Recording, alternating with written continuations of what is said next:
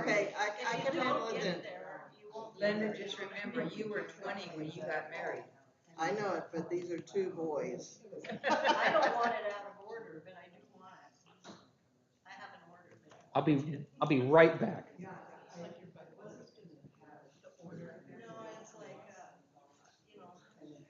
all in good time, if it's to be.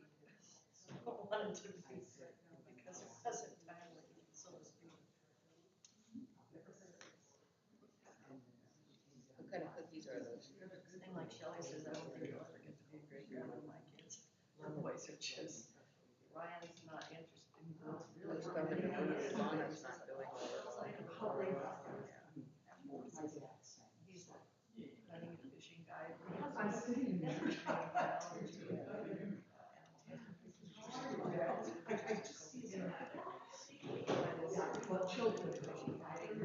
Okay, we're gonna get started because it's already 11:35. I'm way late this morning. By the way, I got a couple of copies of the Code of Hammurabi up here from last week, which if you want one and you don't have anything anyhow, so it's not, you won't be that left out. So I'll be reading everything out loud, especially for the stream. But here you go now. There's 3 copies of the Code of Hammurabi up here. This is the same you gave out last week. Same thing I gave out last week, yeah. I'm just going to set them over on the corner on this table. If you don't have a Bible, you probably want to grab one. Because we are... OBS disconnected. What's up? What's going on here? What internet am I connected to? And I'll see private Wi-Fi. Okay, it must be a problem with OBS. Okie dokie. One second. I need both hands to type.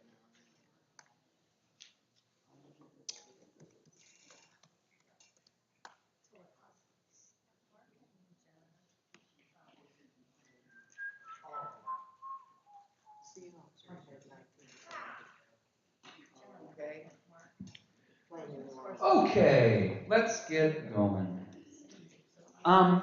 As a word, a quick recap. What we have done the past... I don't know what's going on with OBS. Good Lord. Sorry, I'm just going to... if the stream is funky, it's funky. But that's the way it's going to be today. I don't know what the deal is. We looked at some ancient codes of law that predate, potentially, the Mosaic Code. And again, the timeline we're talking about here is fungible a bit. To be able to say, these originate from this time is a pretty well-informed estimation at best. Because again, take for example the code of Lipit Ishtar or the code of what's the other? Hammurabi is a great example as well. We're assuming that because it is named after Hammurabi, that it comes from at least Hammurabi's era.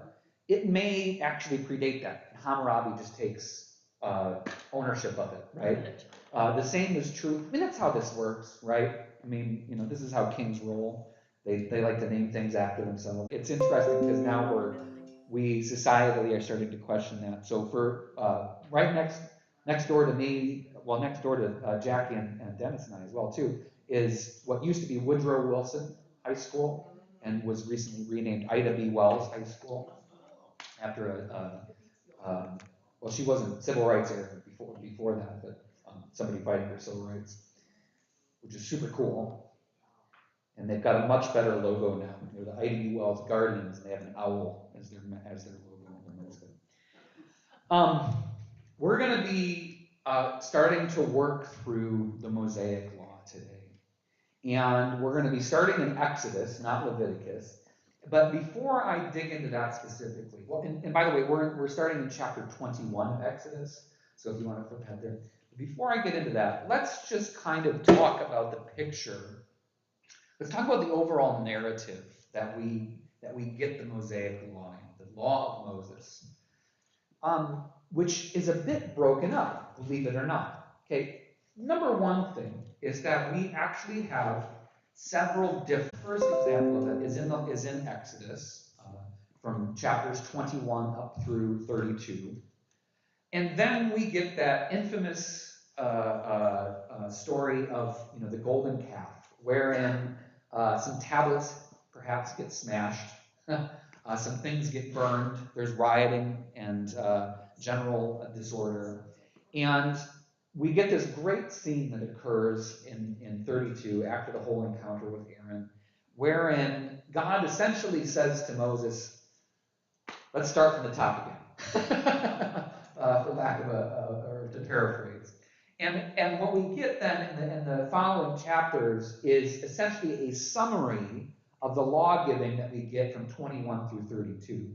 And it's really interesting. We're not gonna read what was already given in 21 through 32 as a way of saying, I'm reestablishing my covenant with you, and just in case you don't remember, this is what it looks like. Okay? That's the law that we get in Exodus. Okay? Then we get the Levitical law. Okay?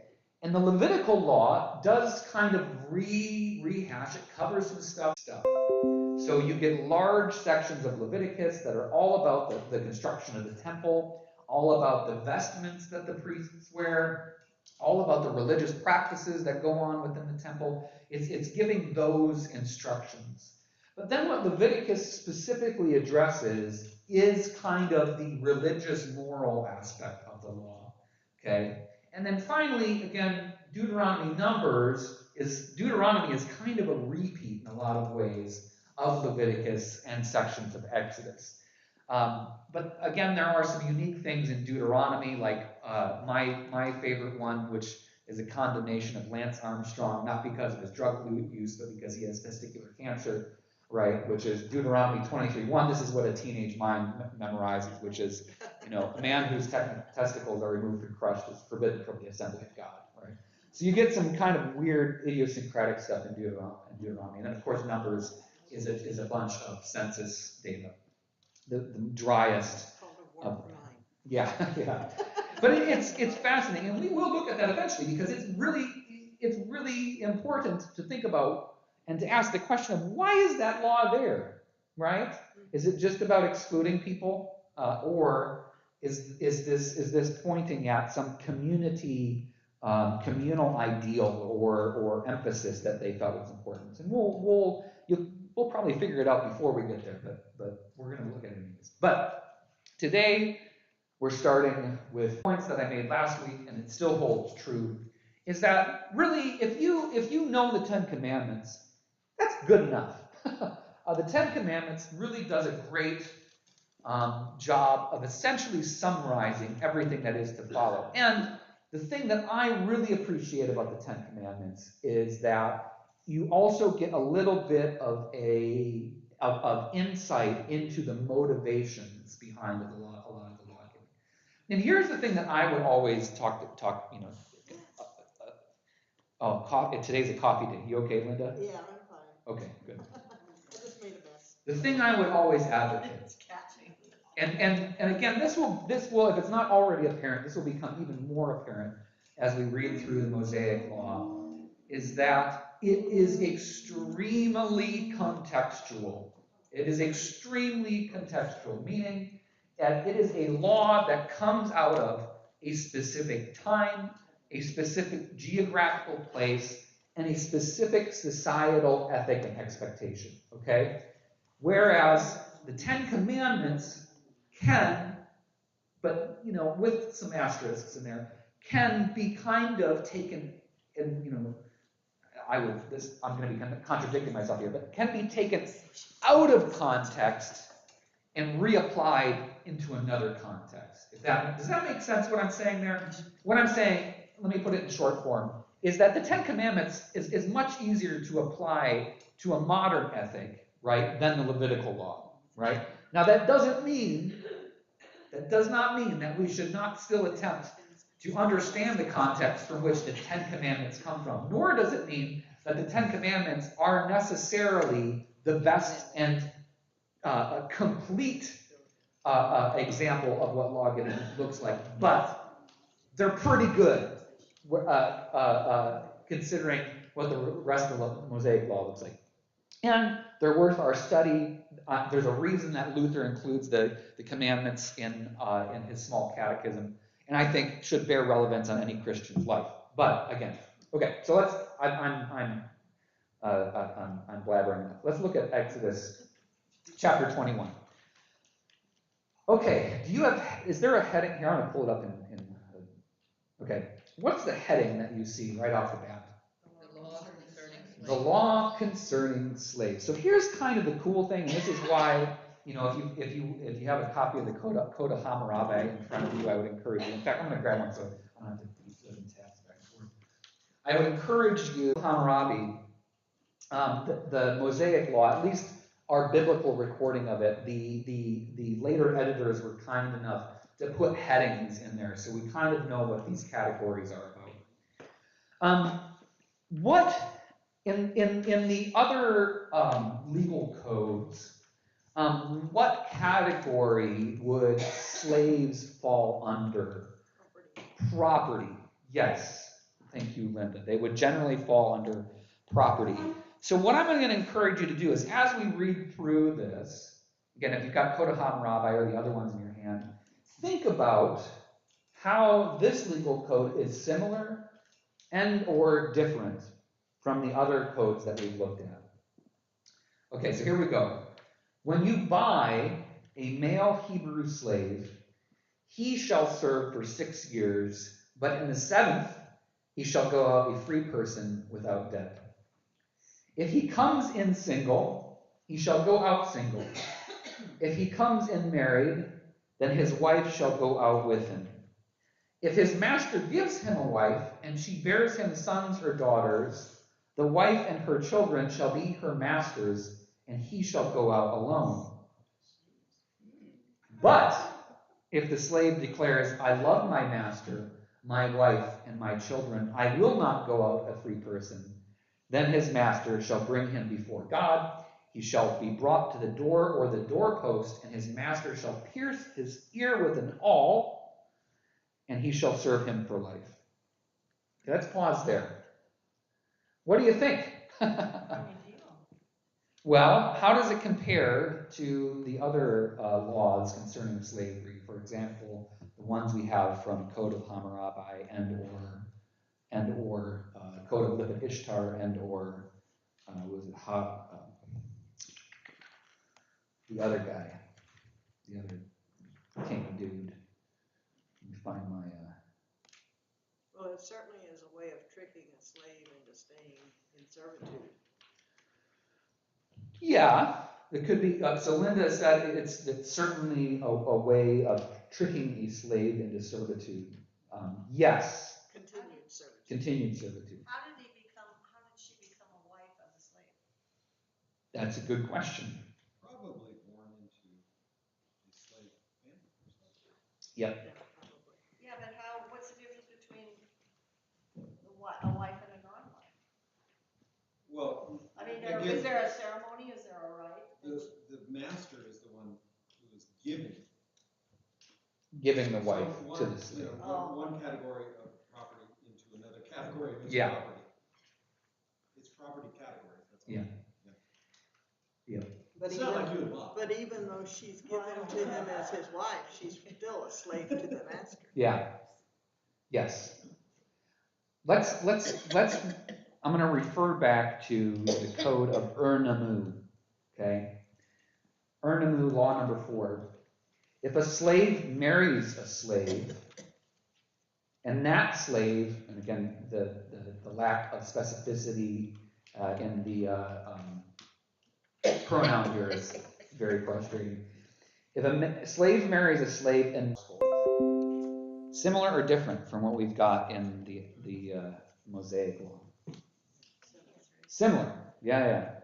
If a slave marries a native, i.e. free person, he or she is to hand. What are the consistent things we see here? Property. Okay. No way out. Except for Single slave. If he's single. if he's single, but except for how long? 7 years. He's So- probably so worn down, he's no good anymore. Potentially, yeah. Gail said he's probably so worn out, he's not, doesn't have much life left. So, when it starts out by saying when you buy a male slave, at what point do they distinguish between a child and a male slave? I don't know the answer to that. Because if it starts out as a child at 12 and then goes through 7 years, he's still very much a young man. Yeah. So for the stream, Linda's asking, at what point do you consider, adulthood, especially in the purposes of slave ownership? So where does the Jewish church stand in that? When do they baptize it? Wasn't it at 12 or something? Yeah, when do you do, Ricky? When do you do your bar mitzvah? What age did your niece do her bar mitzvah? I've got a hearing problem, so I got the first part, but not the second. What age is the bar mitzvah? Do you remember? 13. 13. Okay, right there. 13. So it'd be 20, so. Yeah, if we're converting, ancient age to modern age in So terms it of would like. behoove him not to marry till he can serve his 7 years. Yes. But then where would he live and what would he do? Going in, he probably shouldn't get married while he's in. He should wait until he gets out. Yeah. Let me ask. Slave breeding has always interested me because in American history, society was that different in terms of economics. No. In terms of slavery. So these things are the owner has made, and this is the profit from the investment. I mean, it's just like the stock market. Absolutely. It's really. So, Paul, again, I'm repeating you for the sake of those who are listening virtually. Paul is saying that really, at the core of this, since we are talking about property, these are primarily very much about property and how it is transferred. And again, if we look at the Mosaic Law, if we look at the Code of Hammurabi, if we look at the Code of Lipa Ishtar, or this one I can never remember, Uranu, something like that, Urhanu, whatever. Yeah, Namnu. There we go. The Chaldean.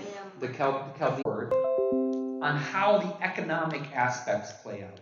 There are some idiosyncratic differences between, between, for example, the Mosaic Law and the Code of Urnamu, in that there doesn't seem to be, at least in this part of the Code of Urnamu, a condition for if a slave comes in married, so that's lacking in that law. Excuse me. But by and large, it's similar. What is the one condition that exists in the Mosaic Law that is not in the others? Jubilee, it be free. Okay. Now, again, from a modern perspective, so what? Right? Owning a slave, owning another living, breathing human being is reprehensible and awful. And so we read these ancient legal codes, and from a modern perspective, we are shocked and appalled, as we should be. Reading these from a perspective, reading these from a context in which slavery is the norm across all cultures in this region, what is the significance that you are guaranteed to only serve 6 years and on the 7th year be freed? The significance from a personal standpoint, but also from an economic standpoint. Was there ever a guarantee? Well, this is a good question. Linda asked, is there ever a guarantee? What? Is there a guarantee that this is going to happen? And that's an important question, Linda, because when we get to the prophetic works, this is one of the major critiques that many of the prophets make, is that the Israelites are not following the year of Jubilee. That is one of the most egregious crimes that they commit. Paul, you were going to... Well, I think it's maybe just projecting my own personal what you never question is because of your own history. But my lack of questioning around this kind of astounds me right now. What I projected was in the Mosaic Law, there's actually the recognition of a soul rather than a chattel. There is a worth, human worth. It's like one of my cows. Absolutely.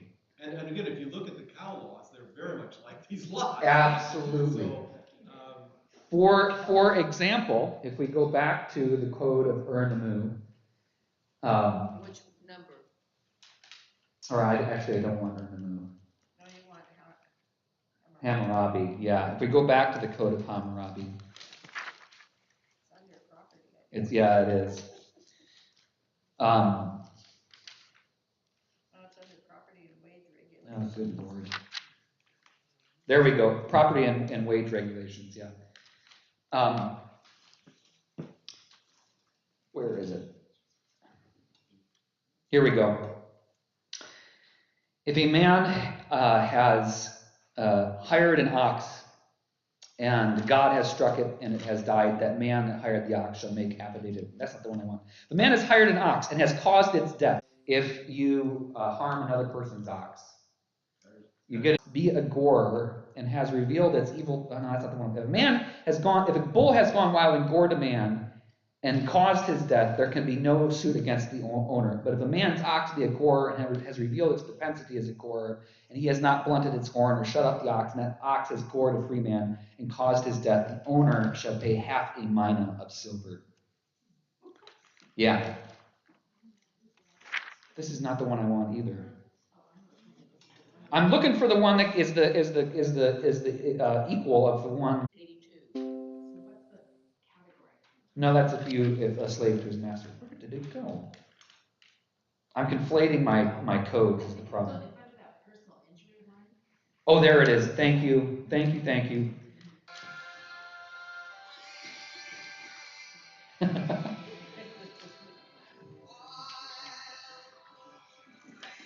Don't worry about it, Mel.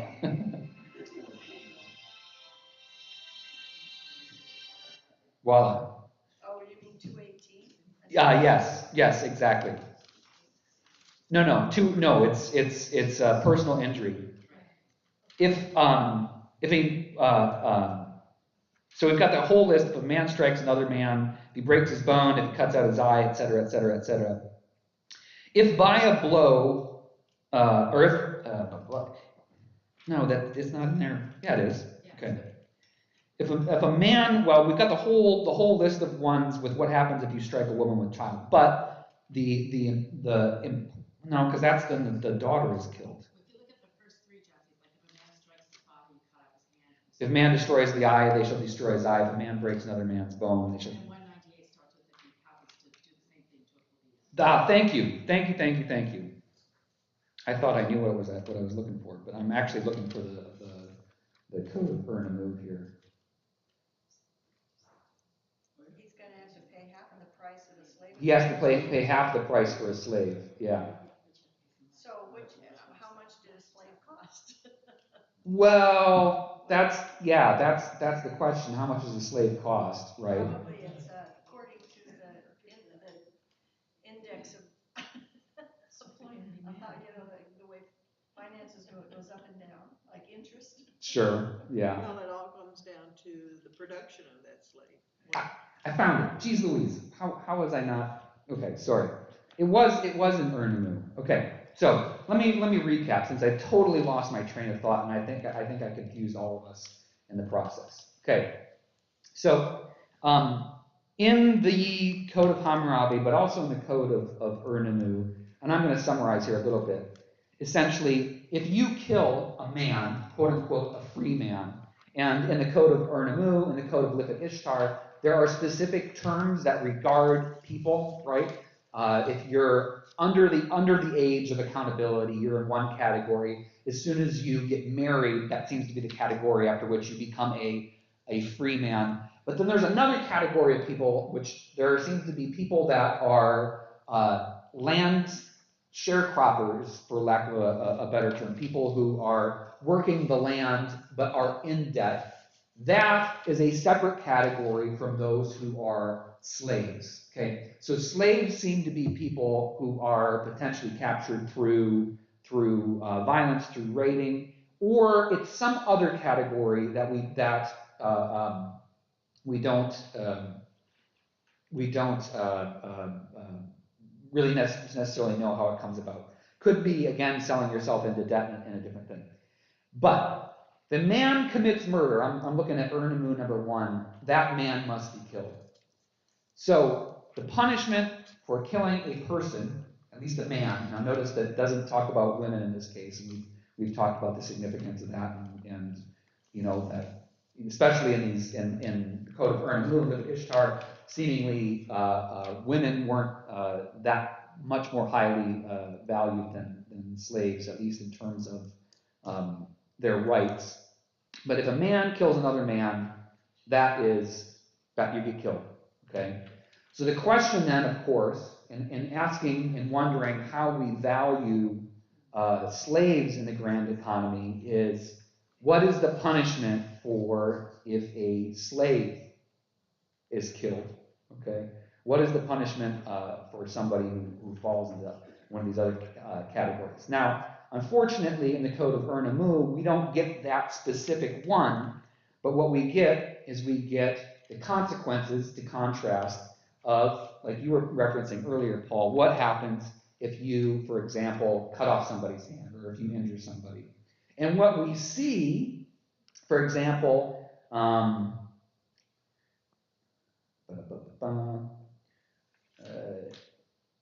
number 17, if a man knocks out the eye of another man, he shall weigh out half a mina of silver.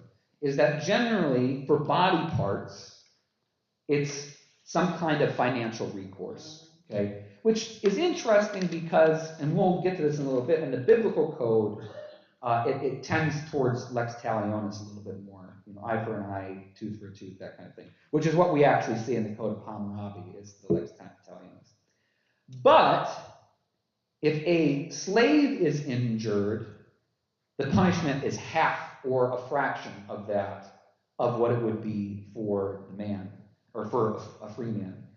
Meaning that from the perspective of the Code of Ernamu, from the perspective of Code of Levitical Ishtar, and then from the perspective of the Code of Hammurabi, slaves have value less than that of a human being.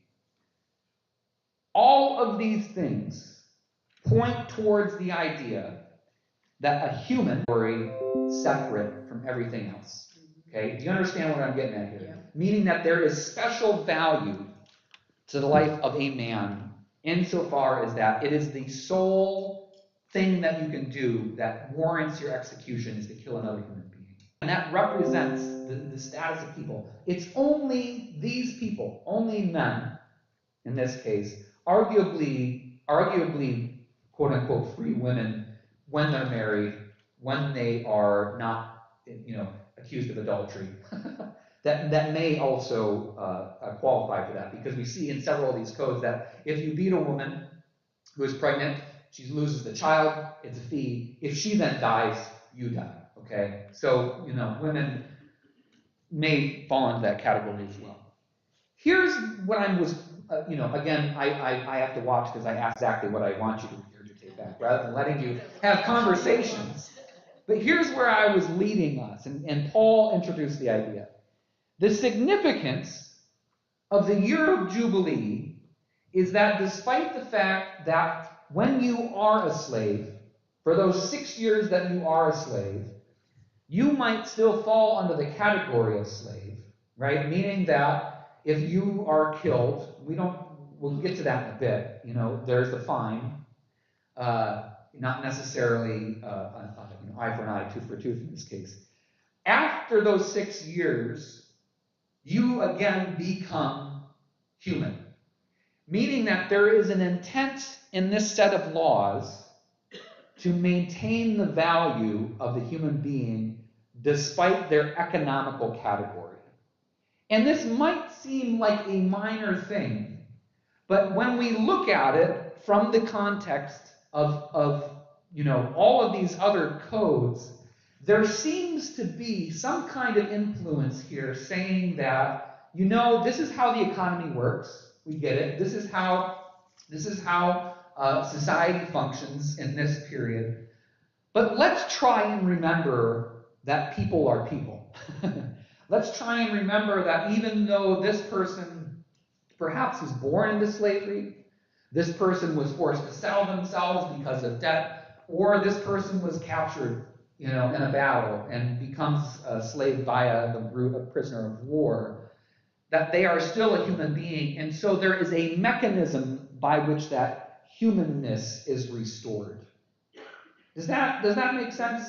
And again, and the reason I'm really pushing us towards this is that what I want to look at as we work through the rest of these laws, what I really want to pay attention to is what's the seeming thumbprint of the divine in here, right? What's significant? Where do we see perhaps the divine sway in human society during this time? Is that registering? Well, I would start first of all with the fact that our That's a really good point. Yes. because, you know, we're living today in a time where Absolutely. Okay, so I'm going to repeat it for the stream. So Paul is pointing out as well the mere fact that there is a law that seems to be governing how we value human life is important in and of itself, right? Because in the void of that, we get a scenario where we're conscripting hundreds of thousands, ground to be gained, there is prestige to be regained, right? Okay, this is an important difference, okay? Huge, absolutely huge. And this is furthermore supported by how these people viewed the law, right? We talked about this last week, is that the law is gift. The law is gift. The law is here, but you know, in the Jewish mystical concept of tikkun olam, the world has been broken through human sinfulness, but by keeping the law, we can put the pieces of creation back together again. And the reason I'm putting so much emphasis on this is coming from a Protestant. Again, we get so hung up, and rightly so. I don't want to diminish this at all. But we get very hung up on, and I sat through lectures like this in my time in seminary. You know, people point at the law, and it's all about self-justification, right? It's all about, well, you know, don't pay attention to that. and I guess I'm just coming to a point in my life where I'm seeing the graciousness of structure. Yeah. The graciousness of the non-chaos.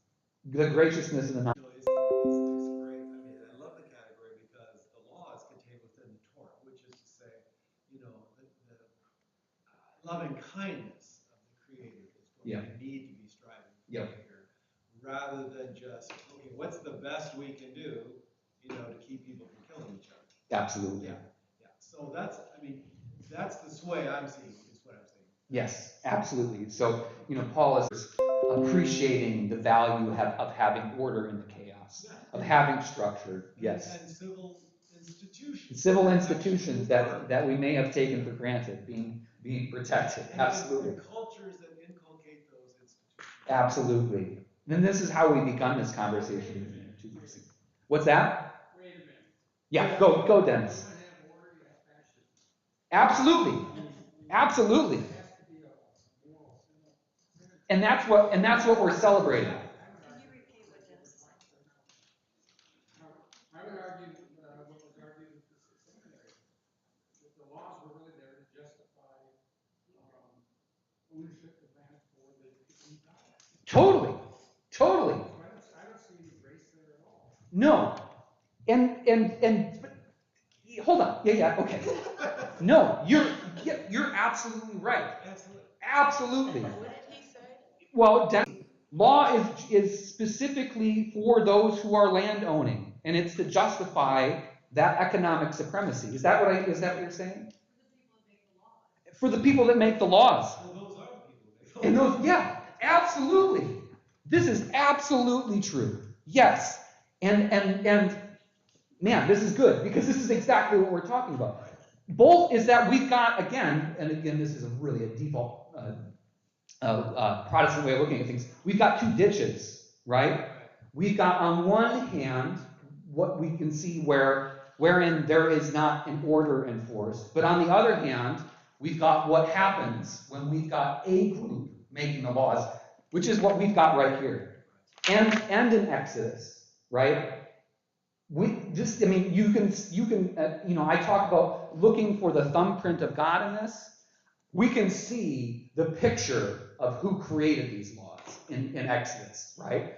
Right? We can see that it is and not white male in this case, because the people that live in this context have much darker skin than we would probably remember. But we can see that these are men, specifically men who are in an elevated economic status, who are making these laws for their benefit, right? It's happening right now today. And it's happening now today as well too. It's all about the money. Oh man. You're saying a lot of profound things, and we're going to keep coming back to this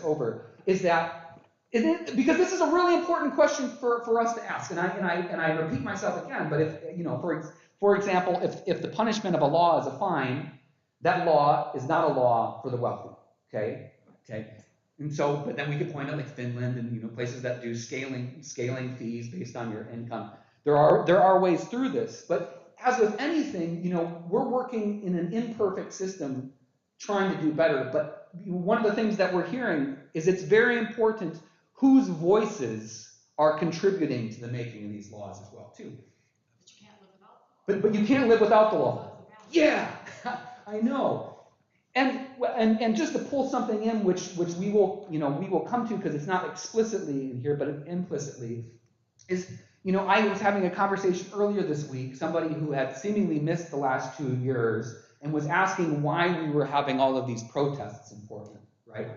And this is, right here, it's because the law is either A, unfairly applied, or does not respect or include at all people of color in its decision-making process. That's why these things are going on. And the application of law, which is supposed to be theoretically, egalitarian in its application, is not being applied in that way, right? This is why we talk about this stuff, right? Sorry, I'm getting really worked up now. And just to bring it back to him this morning, this is what baptism was about, is to say you are a full participant. Being. Yep. You are a dignified creature of God. Yeah. You have all the status of it's not just what you're born into, it's not given worth. Unless you're a Samaritan or a leper. Right. Again, that's exactly, right. this is these things all work towards. But that's why you ask, what is baptism into Jesus' feet? Absolutely. We're going to get there. Okay.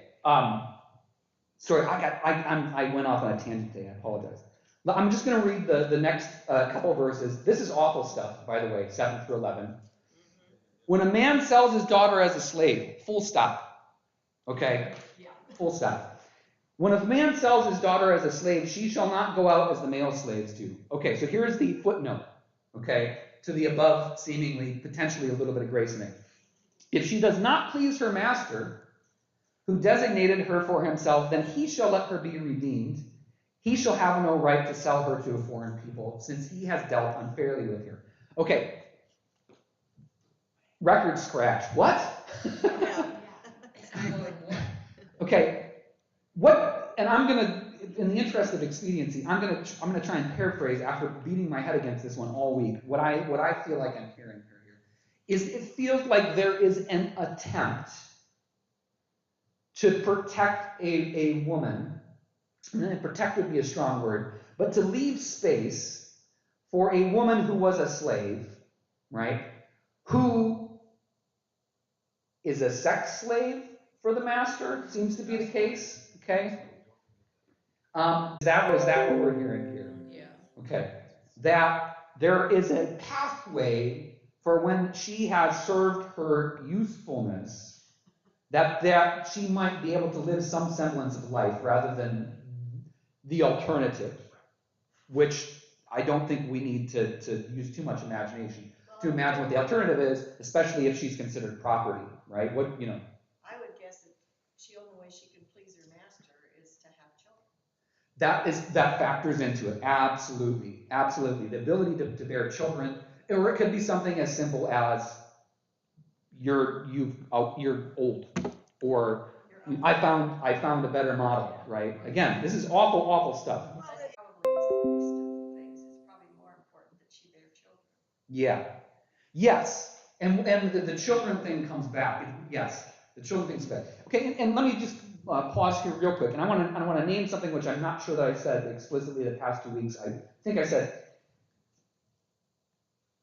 even though we're trying to look to see the thumbprint of God in these laws, there's also a part of this, which is that we also need to be able to name that some of this is not good at all and is devoid of the divine presence, okay? And there is no redemption of this.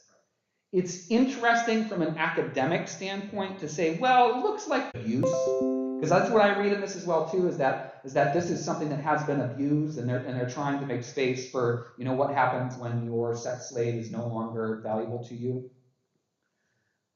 But there's no redeeming this. But the reason that we're reading this is not just to gross ourselves out and say, oh, how awful this is, but it's also that we understand when people say to us, as Protestant people who are open and affirming and who are you know, proclaiming that we value the lives of people of color, you know, and we value people regardless of economic status, and all of these welcoming statements. And when people point to Leviticus 18 and say, here is the reason that God hates gay people, and we don't look at Exodus 21, you can't do that. Does that make sense? Okay, this is not a consistent application of supposed literal reading of Scripture. Okay, and you've got really two ways that you can establish as a society that slavery isn't good. Okay, if slavery is not good, why are we still? Well, perhaps we should make our society look a little bit more like the biblical society. Okay? And it sounds crazy reading this stuff. Okay? But where it starts with taking away the rights of women. It starts with a slow degradation. And I don't want to turn this into a political rant, but what I'm pointing towards is that the slope towards this is that there are movements, there are parts of our country that absolutely would advocate for something that more closely resembles this law, right? And it's terrifying, and it's real, okay? And sorry, I'm getting worked up here. I had too much coffee and not enough breakfast. Well, taking a little bit of a detour. Yes. The very first sentence, it first struck me as, who would sell his daughter? But in that society, by selling your daughter to someone who's respected, is actually putting her in protection for her life. Can be. Yeah, and here's the thing, and I don't want to discourage us as well from looking at this and saying, yeah, there's absolutely reasons that these laws are the way that they are, right? And it has to do with the context of that world. It has to do with the economics of that world. It has to do with the way that things function, right? So yes, we can look at it and say, this is since women are second-class citizens and basically property, that one thing that a responsible father can do is, working through the system, make sure that his daughter is protected and cared for. Time, acknowledge reality. Yes. And I look at the Old Testament as why we were moving towards the point where finally God says, you guys have really bungled this whole thing, and he's been working all this time. And so finally, he sends his son to set it a little better. And I don't understand people that want to go back to this. Yeah, and I mean, it shows you how awful it was, and do we want to and go this back is there? and Gail, you're bringing up something very important here, which is this is a 4-hour conversation in the background, which is when we look at this in the arc of the biblical narrative, we acknowledge and certainly celebrate that in Jesus, there seems to be something remarkably different. And yet another reason that we're reading this is that we can understand, right, when Jesus says to this leper, right, you are clean in all the ways that matters, why that is important in light of the laws that govern that leper's behavior. Another place that this is going to manifest is marriage, right? When we get there, one of my favorite but hardest passages, a man, he shall cleave to her as his own flesh, and therefore this is, you can't divorce. But you have to understand that in the context of what divorce looked like from a Mosaic standpoint, right? Okay, we're gonna wrap up here in a couple of minutes. I just want one-to-one corollaries in chapter 21. Whoever strikes a person mortally shall be put to death. Okay? I don't know if there's importance to the wording here, but notice in the code of Hammurabi and in the code of Ur-Hanu that it's whoever kills a man. Okay? But in this case, it's whoever strikes, if that's leaving space for intent. Premeditated, but came about by an act of God. Here, theoretically. Then I will appoint for you a place to which the killer may flee. Yep. Okay.